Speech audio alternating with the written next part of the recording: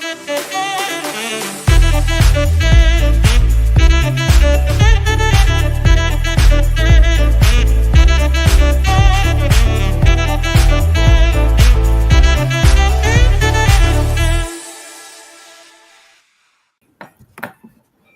Robert Taylor guy, huh?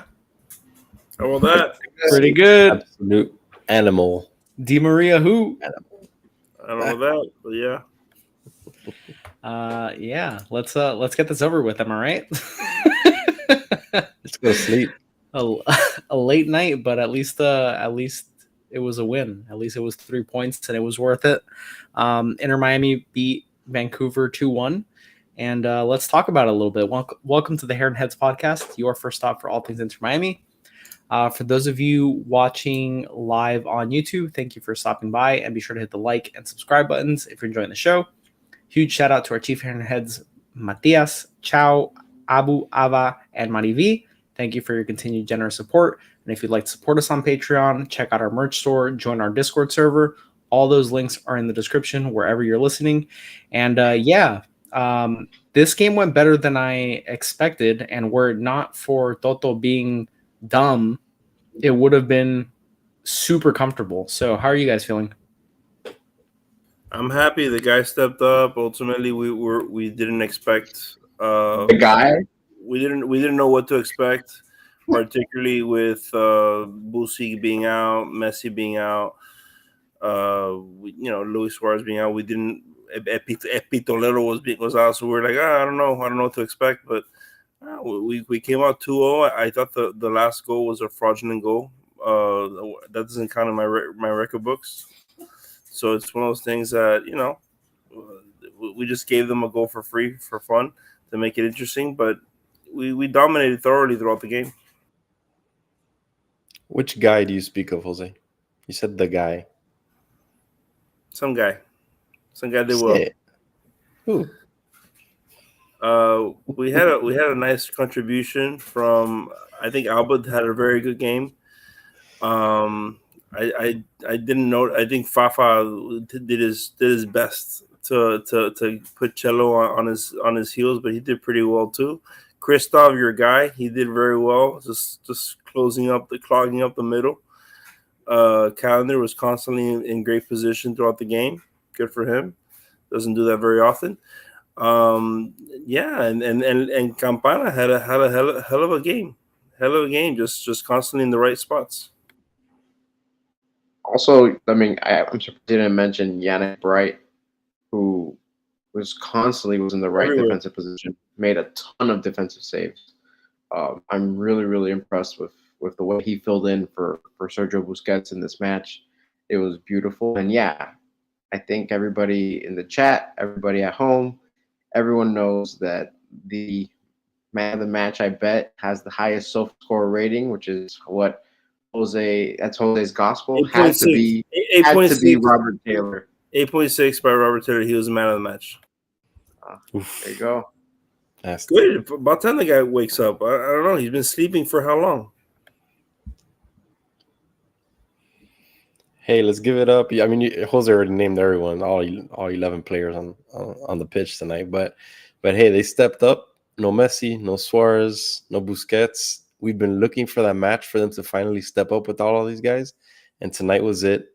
Vancouver obviously isn't a juggernaut. They're not this great team or anything, but their defense is still pretty solid, and we were able to get around them and score the goals that we needed. Robert Taylor had a hell of a match. I mean, he was burning that right back basically all match. They took him out at the 60th minute. They just pulled him out because he'd been burned enough by Robert Taylor all night. So that was a nice showing by him. Finally, like Jose said, something that we've been waiting for, and yeah, overall was good. There's still little things that you see that we didn't like. Gressel still wasn't great out there.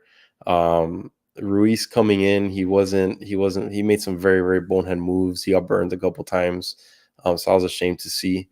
But overall, the play was good. I haven't checked the stats, but I'm pretty sure we beat him in possession. We held possession a lot. And it seems like we were just on attack. That was the biggest difference that I saw tonight. And how about Redondo? We haven't mentioned Redondo. Redondo got out there for a little bit. It was nice to see him play. The guy's a stud. Like he Yeah, but even with the minimal minutes that he was out there, he still showed that he was one of the most talented players out on the pitch. Just the way he handles the ball and gets people away from him and able to create space and make the power passes. We don't have a guy like that, and I'm just glad he's out there. Hopefully, he'll probably play another a sub in in another match, and then finally get to start. I doubt they'll start him next match right away. I particularly like the way he choked the other guy. That was my greatest takeaway from him. Fafa was asking for it, man. He was getting annoying. He was getting annoying. I don't know what to tell you, but I don't know how to put him in his place. That's right. Fafa's probably so tired of Inter Miami. Having played in Nashville, now he plays in Vancouver. Has to see Miami rolling in. Constantly taking L's. That's right. That's right.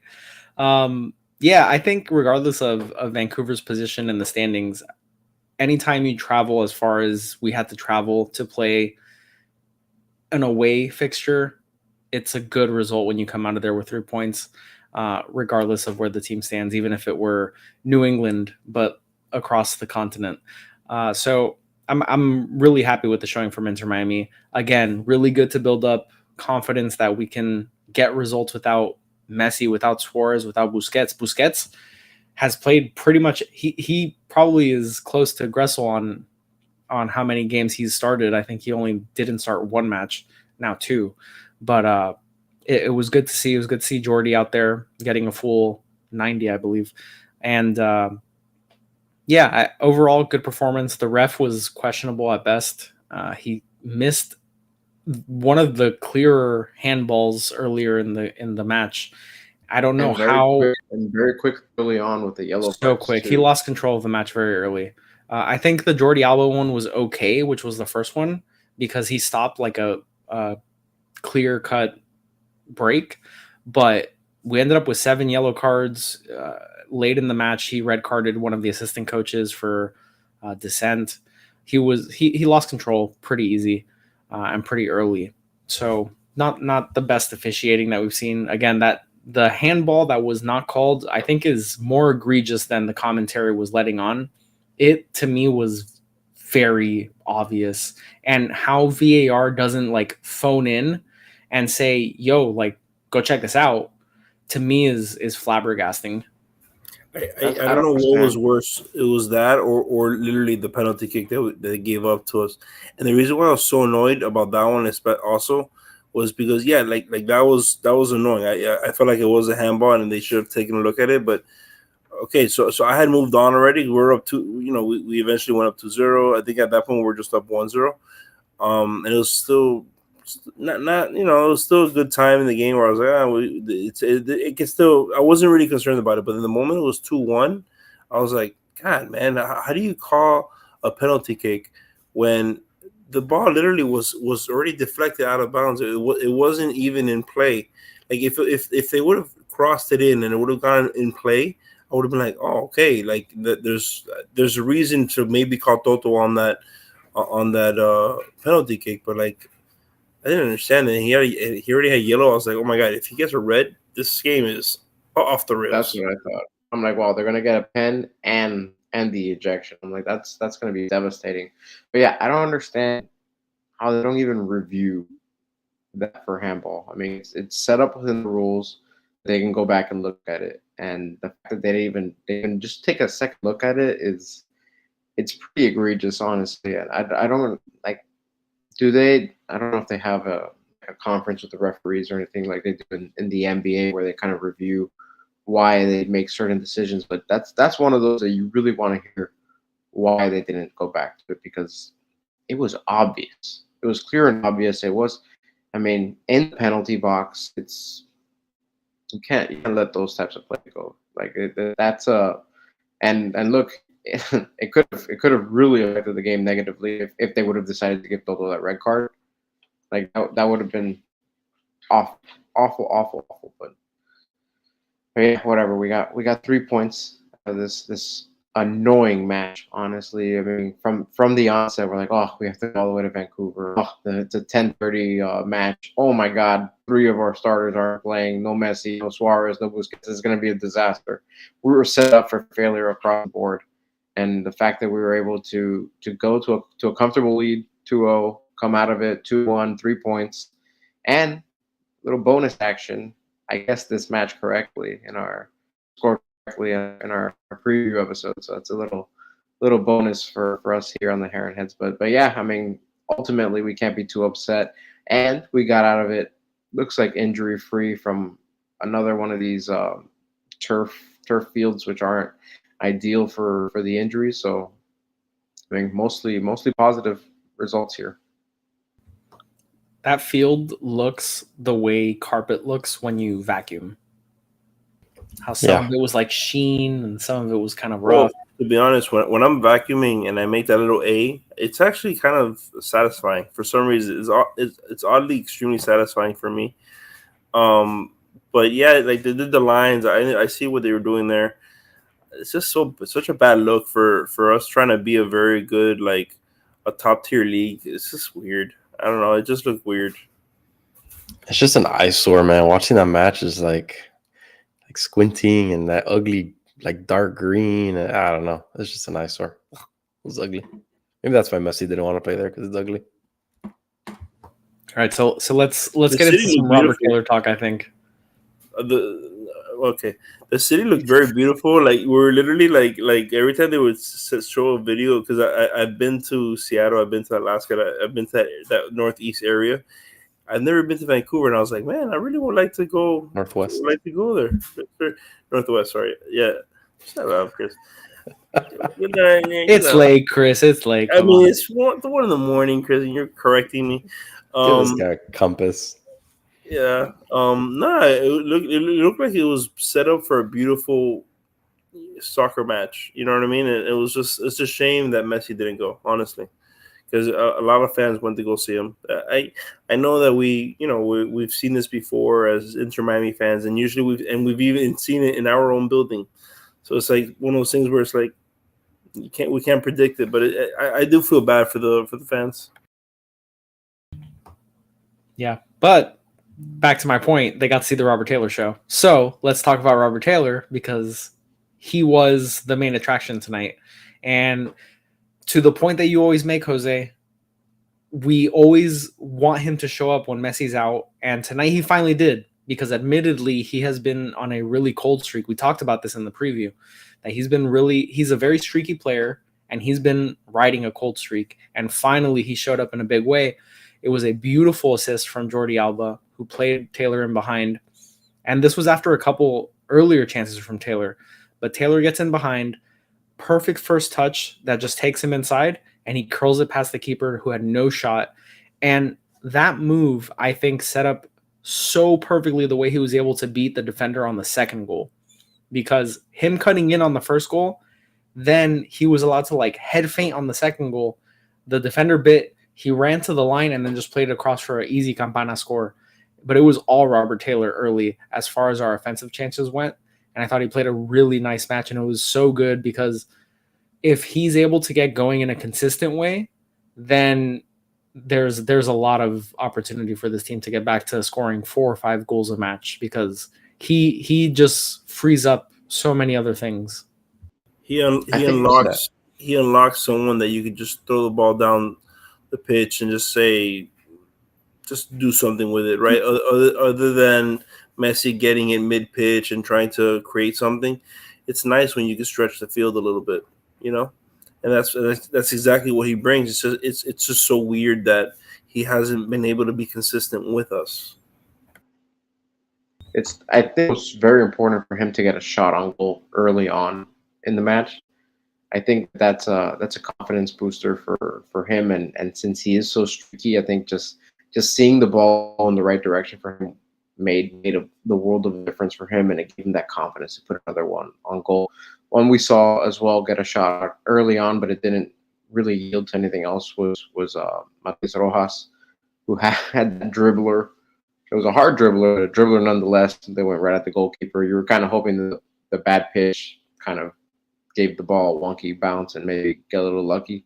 But those are the types of things that want to see this club do, especially when Messi's not out there, is you got to make the goalkeeper work. You got to put pressure on the goalkeeper. And the only way to do that is to put the ball in front of him and see if he can stop all these balls. So Yeah, I mean that's the important thing. I don't know how many matches that we have that we pass the ball around, and when we do take shots, they're not on frame. So that I think getting that early shot on goal made a big difference for this club against that confidence up, and I think that's a big reason why we saw that result from Robert Taylor. One, he got the really nice goal where he crossed it in, and then having that successful shot kind of opened up the pass for the pass over to Campana to get that goal as well. So guys got to keep firing. That's so important for this team. Is just fire away. Yeah, it was nice to see when we were doing research for the last episode. I noticed that the keeper was always, anytime there was like these weird angled shots or something, he was always out of place, and that's where a lot of the goals came from the other matches. So it was nice to see Robert Taylor take advantage of that. And honestly, to me, if I think of a trademark Robert Taylor goal, it's exactly that goal. That goal from the corner, kind of like a little curve going in. That's his bread and butter right there. It's the second one And that it I've was nice seen to see. already this year, no? Yeah, I think he had one similar earlier this year. So to me, that's his trademark goal. And then obviously the move he did on that right back was just nasty. I mean, he burned them and gave Campana an easy little tap in. Honestly, it was beautiful, beautiful work. And you saw his chemistry with Campana. You know, it's chemistry that's been there already in the past before the big three came, before all of this. So it was nice to see them hook up again and get that goal together. Yeah, so Campana's on a goal scoring streak, huh? How about that? Sure is. He just wants to stay on top of the active goal leader. That's all Exactly. He's extending that lead on Messi and Suarez. That's right. Oh no. Yeah. I mean, yeah, technically on everyone. By the way, we also got X, like literally 1.05 XG for us, 1.85 for them, 51% possession for them, 49 for us. I mean, you know, we really we broke through at the end. We broke through at the end, but we kind of were clenching our cheeks at the end. Outside of the Toto pen, there was no reason that this game was as tight as it was, because we up till that point had dominated and Vancouver had nothing to scare us. They had We're not generating chances. We were completely dominating the game, and that penalty, the commentary even said it, you know, the only way for Vancouver to get back into this was a gift, and Miami gave them a gift. And you can call it a ticky-tack penalty, but he called it, and you know, then they got back, and then all the momentum was back in their favor, and then they really pressed us. And then I don't understand how they came up with 8 minutes of stoppage time, because I thought that was asinine as well. But those 8 minutes were brutal to sit through. I mean, it was just like constant pressure. I felt fairly certain that the dam was going to break, but I'm very glad that they didn't. The defense is going to appear to have allowed a goal again, even though, yes, it was Toto, obviously. But like against the run of play, they played a really good game. Otherwise, I thought Bright did really well. I know you guys mentioned him already. But it's just like we dominated that game outside of a one momentary lapse, which we've seen from Toto before. He had the tackle that earned him the yellow card was really bad as well. He needs to just like get it together, because outside of those momentary lapses, I think he's a really capable defender, but he just has these moments every now and then that you're just left scratching your head. He just lunges. Yeah, and it's just nice to see the defense not make those dumb mistakes again. And this really is a third or fourth match without them making that bonehead move, that stupid pass that causes turns into a turnover. So their defensive, like you said, Julio, their defensive play is very solid. They've been good as long as they stay away from these mistakes, which we saw Toto make the mistake today. That's why they got a goal. As long as they stay away from those mistakes, they're solid. They could keep up with anyone right now in the MLS. As much as you want to hate on the defense, and anyone out there wants to hate on the defense, they're not as bad as people want to make them seem. They're actually very, very solid. They're not world beaters. They're not juggernauts, but they're solid. They'll hold the team down for sure. They just make mistakes. They make mistakes that are costly at the worst times, it seems.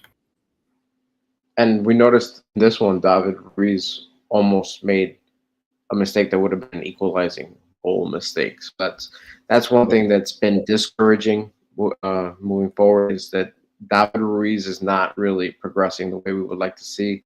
I don't know if it's the lack of playing time. I don't know. I don't know what's going on. Maybe it's an interpersonal issue going on. I thought that Ruiz should be starting over Kremaski, and we keep seeing Kremaski getting the start. I'm not seeing Kremaski really bring anything as a starter still. I hate to keep harping on that, but it's the truth. I don't see him providing anywhere near the spark that I would see him coming off the bench. While when we had David Ruiz start matches, that's been a little more dynamic than when he comes in as a sub. I think that really needs to flip those roles around and have Ruiz. But David, what I mean, I agree with you, but I also think that Ruiz hasn't been anything special either, if we're being honest. I've seen Ruiz provide more as a starter than Kremaski has as a starter. I've seen it before in previous matches. Whether his run of play recently warranted or not, that's another argument. But as of right now, Kremaski hasn't done. Jose, doesn't do anything.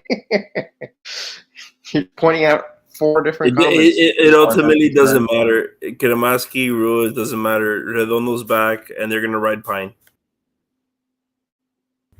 It's true, and I think that solves a lot of these ails. I think Dave's point is that Kremaski, what he brings as a substitute, is greater than the drop-off that Ruiz may bring in place of him as a starter. And I totally agree with it. I think the energy that Benja comes off the bench with just suits his style of play way more than when he starts. And yeah, now it shouldn't matter as Redondo gets reintegrated into the squad, into the lineup. Gomez is on his way back. I haven't heard of any updates from him training, whether it be on the side or otherwise, but hopefully we'll start seeing him like pop up in those updates. But Redondo being available, getting some minutes, I think is really important, because it does resolve that position, which is it really has been just unremarkable. And now we have someone that we know has proven with this squad can make a difference. And not that Kremaski and Ruiz haven't made differences in moments, but Redondo consistently like brought a very high level of quality that these other two just aren't at yet. And we don't know what their eventual ceilings may be, but Redondo already is at a higher level than those two. He's a little bit more polished. And then we have these players that can come and provide energy and change up the pace of the game and gives us more flexibility, whether we're taking Gressel out in place of Kremaski or Ruiz. So never that. God forbid, you know what I mean? Let's have a little Tata talk. What do you guys think about? Did he put the right players in the right position for the best possible outcome? Where's his subs all right? Huh? We won. Yes. You know, and we won and we dominated today. So like I can't trash Tata today, because ultimately whatever we think he should have done, it worked out. And I was surprised by, I literally said in the group chat before, I was like, this is gonna be 0-0. I mean, at the start of the match, I wasn't crazy about it, but I was surprised that Yannick Bright got the start at the defensive mid position, and I thought it was a brilliant move, because he was outstanding, and that's the other thing. Yeah, we dominated this match, but had Yannick Bright not been in the right position as often as he was, Callender would have been in trouble, because there were some open opportunities for them to score, but Yannick Bright consistently found himself in the right spot to make those stops.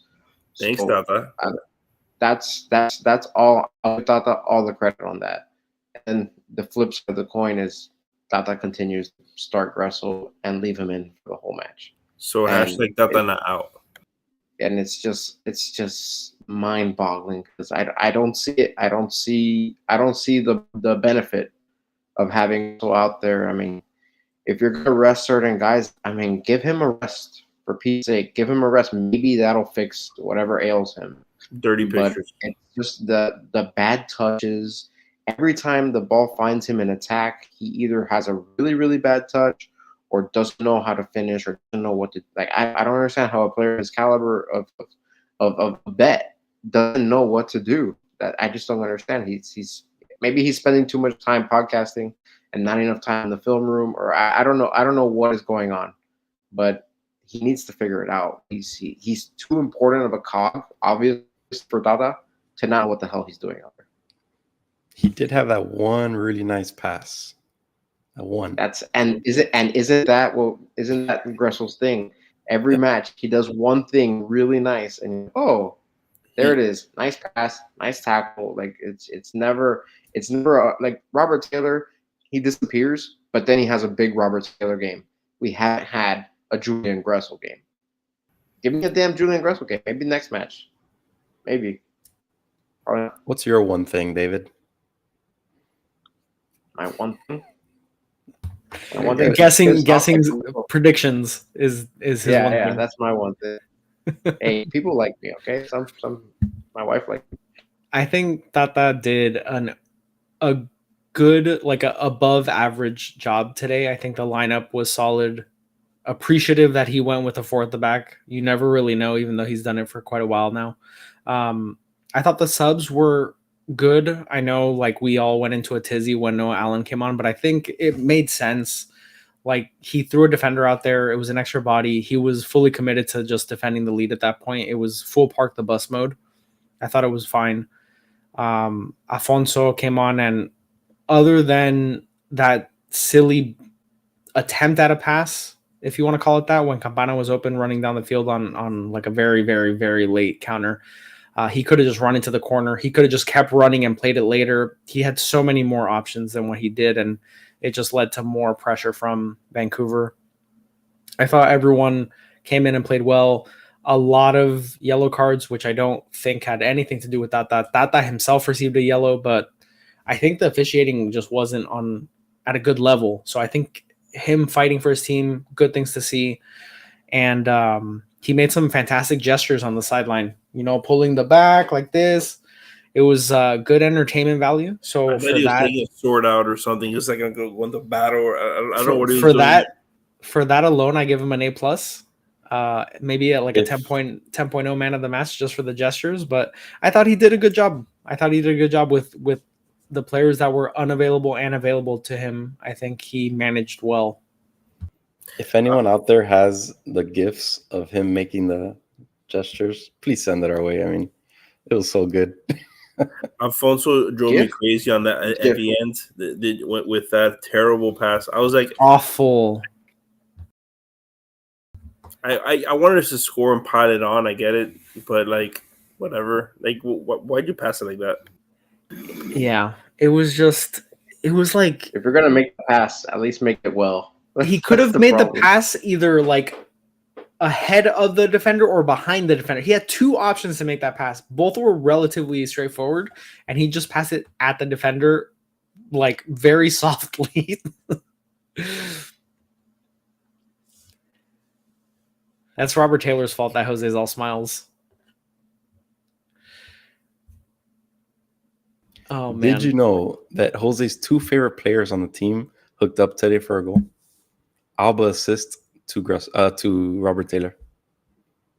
Alba is my favorite. Robert Taylor is not my favorite. What are you talking about? It is what it is, man. Just let it out. Just let it be. The chat knows. Oh man, I think we're all running out of steam here. So oh yeah. Chris, who's up next on the docket for us? There were some big results this week. Yeah, so we play Atlanta on Wednesday. We have a midweek fixture this week. So that's actually a big one, Eastern Conference, got to win. So I think it's a must win, honestly. We did have some interesting results today. The two teams that needed to lose actually won. Cincinnati was in a thriller, apparently, against Toronto. I haven't seen the highlights, but I saw a lot going back and forth on Twitter. And the other one is New York City FC. They beat New England. So we still got them right behind us. Cincinnati needs to lose, man. They don't lose. So it's not good with we just have that game ahead of them. That's all that's keeping us on the top spot. So they need to lose. I don't know what they have to do, but they need to lose. But yeah, everything else seemed like it was pretty good. A lot of ties today. Columbus beat Orlando as expected. Real Salt Lake tied with Dallas, so that's good for the supporter shield. No Chicho Arango goal today. That's a plus. That's a good thing. Plus. I don't know if he got an assist though. I haven't checked that, but Manchester United won the FA Cup also. You know- Something that should be mentioned. Not that necessary. Do you know what was odd to me? Orlando was actually favored relatively heavily, like by odds makers, to win. So obviously I placed money on Columbus and came away with a win. But that was striking to me because I feel like Orlando's not had a good season, and I think they've had a little bit run of form. But Columbus, were they home? Orlando was home. Yeah, but they were favored by a bit. So I thought that was interesting. So something that I found to be interesting as well was that I actually bought a campana, like a little bell, and I was gonna play it right now. And no, it was a loud one. It was a bing, bing, bing, bing. But if I do that right now in my house, everyone's sleeping, they would kill me. Well, good choice not to do it. Maybe next time. At this rate, every match, who knows? Golden Boot, all right? One can hope. One can hope. I think it's going to be really interesting to see who gets Messi's biggest challenger, Campana, baby. I just am interested to see who all gets called up for their national teams for Copa America. Now that we have 2 more matches potentially with Messi before he departs, so I imagine that's the same for most everyone else that's leaving. We have the Euros coming up, which I guess only Christoph would be the other eligible person. I can't imagine Gressel's getting called up to the German national team, but yeah, we'll see. Robert Taylor said he is not going anywhere. That's correct. With his team. That's correct. So big team guy, and he came up in a big way for the team today. So kudos to Robert Taylor, making Jose's day, his whole weekend, really bringing a smile to his face and making him blush. And yeah, I think that'll wrap it for tonight. With the midweek fixtures, I don't know if we're gonna have time to get out a preview, but if we do, it'll be Monday. I don't know. We'll figure it out. If not, we'll see you guys Wednesday post-match for our reaction to that game. And happy what holiday is it? Labor Day, Memorial Day? Memorial Day. Happy Memorial Day to everyone. Have a safe holiday. And we'll catch you on the next one. Thanks for tuning into the Heron Heads podcast, your first stop for all things Inter Miami. And have a good night.